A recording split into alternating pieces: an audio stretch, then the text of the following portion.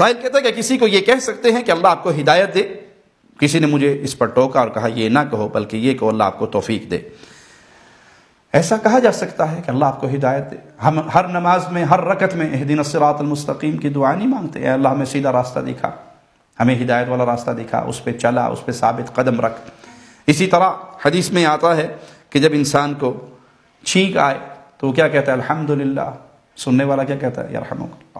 پھر انسان کو کیا حکم ہے؟ وہ کیا کہے؟ یہدیکم اللہ ویصلح بالکم۔ تو یہ جائز ہے کسی کے لیے ہدایت کی دعا کرنا۔ رسول اللہ صلی اللہ علیہ وسلم نے سیدنا امیر معاویہ کے لیے دعا کی، اللہم اجعلہ ہادیا مہدیا واہدی بہ، اے اللہ معاویہ کو ہدایت دینے والا، ہدایت یافتہ، اور اس کے ذریعے لوگوں کو ہدایت پانے والا بنا دے۔ یہ خود ہدایت یافتہ ہو، ہدایت پر ہو، اس کے ذریعے ہدایت پھیلے، لوگ اس سے ہدایت پائیں۔ یہ امیر معاویہ کے لیے رسول اللہ صلی اللہ علیہ وسلم نے دعا مانگی۔